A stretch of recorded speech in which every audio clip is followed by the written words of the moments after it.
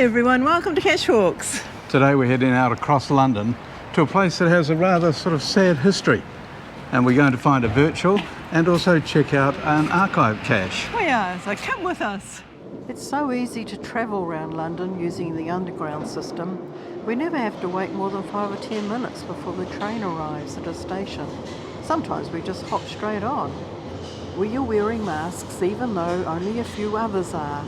Falling sick would ruin our trip, and we can't just drive back to the comfort of our home to recover, as it's half a world away. This is Pencil Square. A short walk from the underground station to the virtual geocache we're looking for. It's next to a museum about the London Foundlings. It was Britain's first home for children at risk of abandonment. Babies were left there when the mothers could no longer care for them. Between the 1740s and 1760s, mothers leaving their babies at the Foundling Hospital would leave a small object as a means of identification. The hope was that they would one day be able to reclaim their child. Oh, telephone box. Still in use. Yeah, we've got a telephone in there. Yeah. How far to the cache now then? 86 metres. Ooh. There's a Foundling Museum up to the left. It'll be interesting to look through. Yeah. Our ticket's for 11 o'clock. Yeah, it is. Another couple of hours we've got.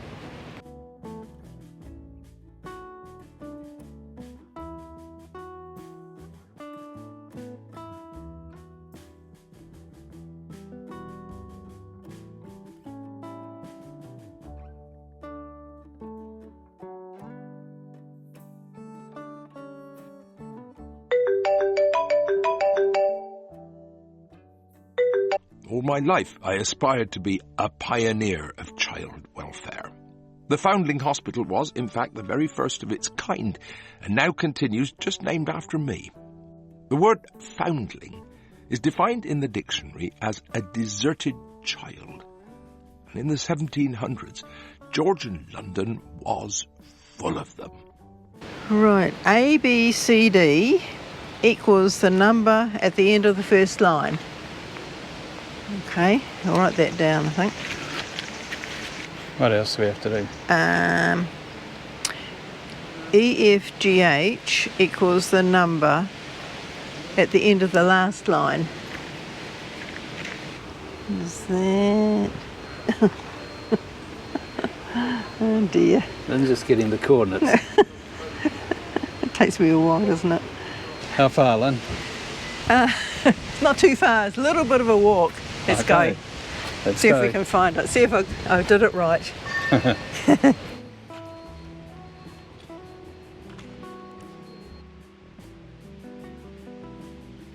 The cache is taking us to where an artist has referenced the Foundling tokens in an artwork.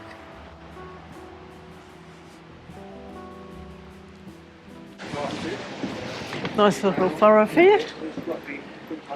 Yeah, it's nice. Isn't it? Marchmont Community Gardens.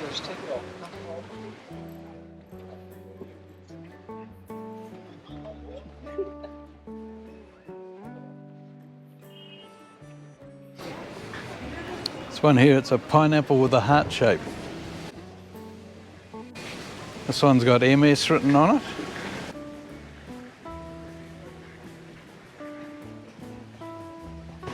This one has Maria, born August the 8th, 1759. They're all over the place up here. Children are renamed on admission, so the token would help prove their relationship. Each object was kept in the hospital archive, not given to the child. There were about 400 tokens in the Foundling Museum collection. Yeah, it's a very cool idea. They've embedded them all over the footpath.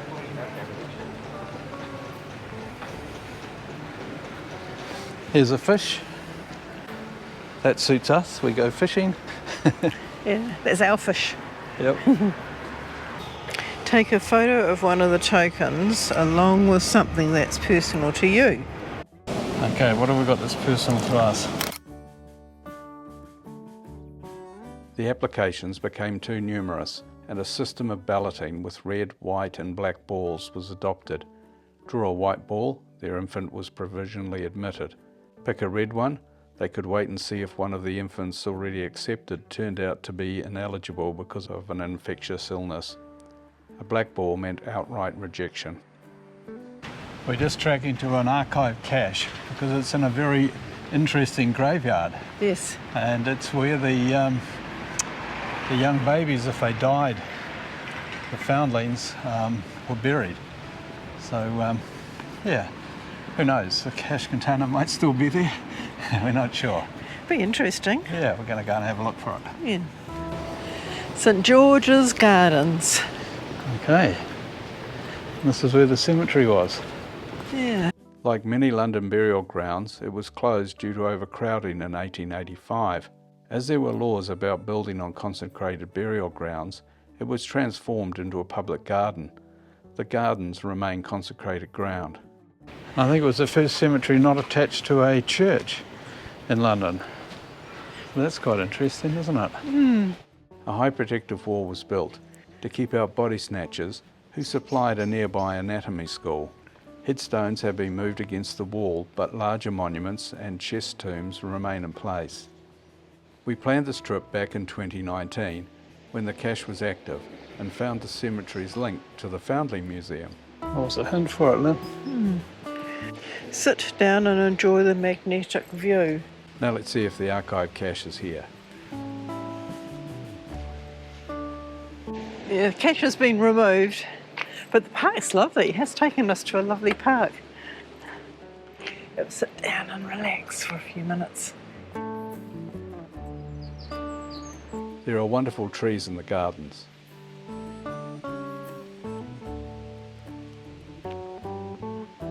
This wonderful 1898 statue is by John Broad. It's one of the 9 muses from classical Greece who specialised in lyric poetry. This was formerly on the facade of the Apollo Inn in Tottenham Court Road, but when demolished in 1961, it was moved here. Someone has added a bouquet of flowers. Zachary Macaulay was governor of Sierra Leone, the British colony for freed slaves. His exact whereabouts is unknown.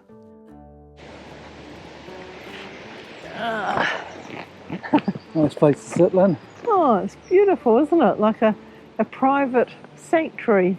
Let's head on to another park nearby that was originally part of the grounds of the Foundling Hospital. It was designed to provide an airy space around the hospital for the health of the children.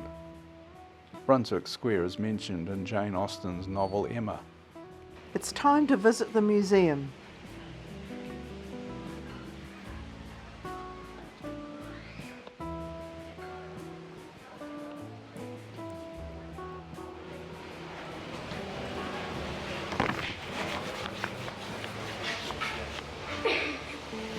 Hello.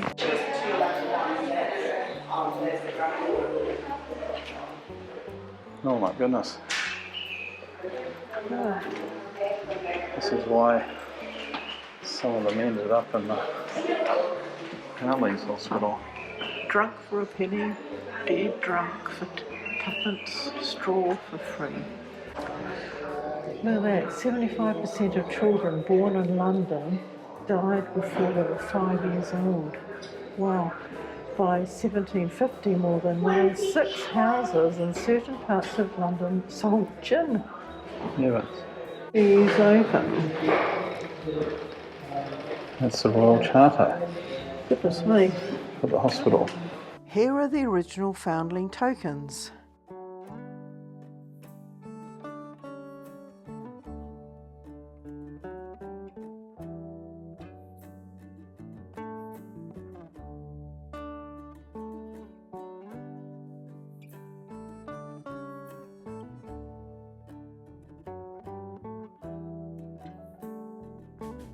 Many parents chose to personalise their tokens to make them more identifiable and to express their hope, love or suffering.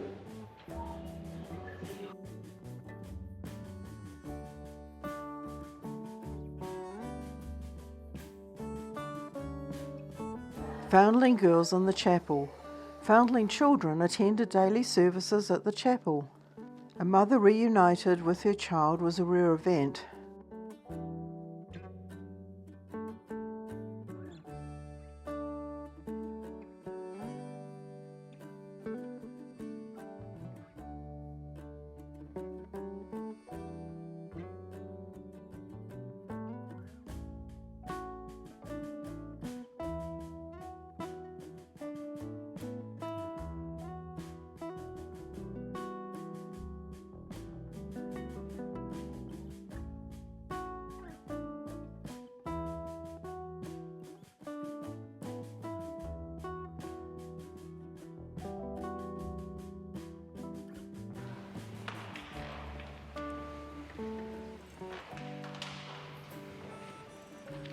Massive paintings.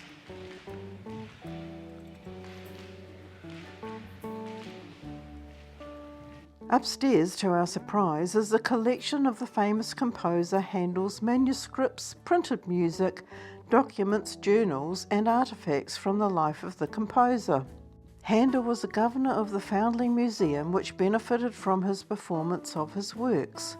In his will, Handel left a performance score and parts of the Messiah so that the benefit concerts could continue after his death.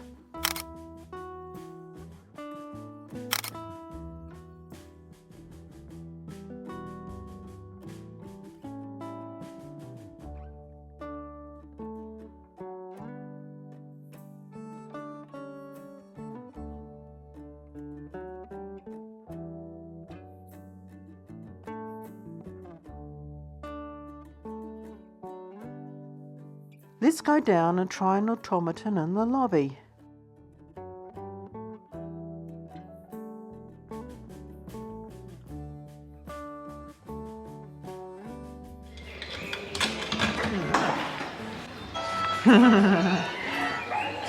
Oh, look at the expressions on the faces of the people at the top.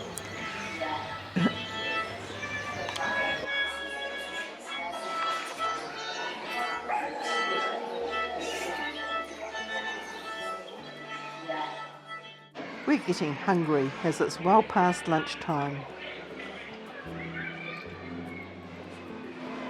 Right off to find some lunch. Yeah. Okay. Shall we go to that pub we saw on the road? That looked really nice. Looked nice, didn't it? It sure did. Into the Marquis of Cornwallis pub for a very late lunch.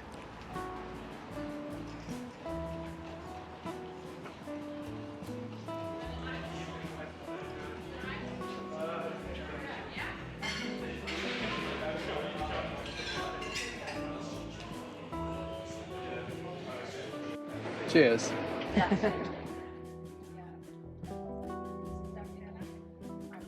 Timothy Taylor's Landlord is a classic pale ale with a citrus and hoppy aroma. It has won both Champion Beer of Britain and the brewing industry's gold medal 4 times. Was that in? Is there a geocache in the south? Boy, that crackling looks lovely. I can't wait. Well, this brings us to the end of our cache walk. We enjoyed going to that museum and finding out all about the Foundlings and those really neat little things in the footpath. Yes. We hope you found it interesting as well. Thanks for watching. And don't forget to go geocaching.